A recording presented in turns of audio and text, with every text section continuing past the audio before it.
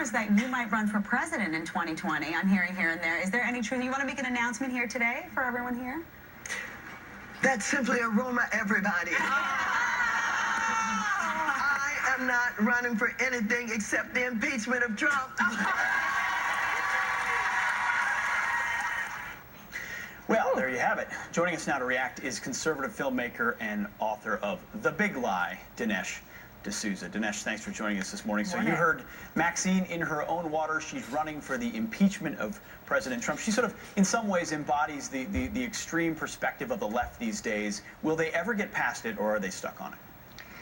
Well, in some ways, I agree that Maxine Waters is an outlier, but I think she also reflects a more mainstream sentiment. This was actually encouraged even by Obama and Hillary in the period leading up to and the immediate aftermath of the election, that Trump is somehow illegitimate.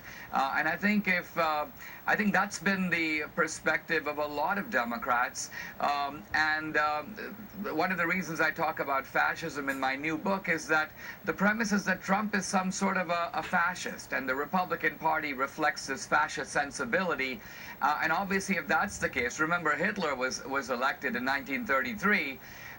The idea is that the Democrats are justified in talking about impeachment, justified in trying to mount a sort of quasi-coup against Trump, even if there is no real underlying offense. Yeah, and even if it really has zero impact on, you know, the potential future of the Democratic Party. I listened to that statement, and I can't help but think about the governor of West Virginia that came out and changed his party 2 nights ago. I know you watched that. A lot of people were surprised by it, but he said, look, the Democrats, they lost me. I can now only best serve this state of West Virginia by switching parties and becoming a Republican governor.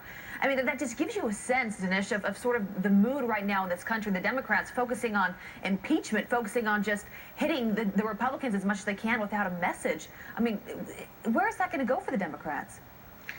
Well, I think it's a road to disaster for them. The extremist wings of the party have taken over, and I don't just mean in terms of their tactics, but also ideologically. The Democratic Party has moved sharply to the left, even after Obama, and he was quite a leftist himself.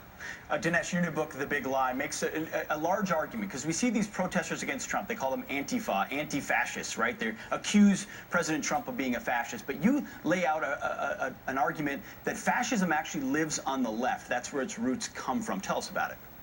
Well, certainly we can see that the tactics of these Antifa guys, look at them. They wear black costumes, they wear masks, they carry baseball bats and bike locks as weapons. They threaten, they intimidate, they use violence both on the campus as well as in the cities. So they are the closest resemblance today to Mussolini's Blackshirts of the 1920s or Hitler's Brownshirts of the 1930s.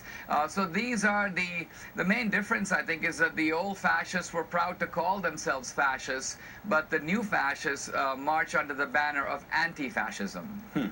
Interesting, and I think people, our audience, you know, the full title is The Nazi Roots of the American Left. Anytime you hear that word, you sort of rear back. And the argument is obviously the atrocities the Nazis are not what you're accusing the left of, but it is in understanding that collectivism is an idea of the left.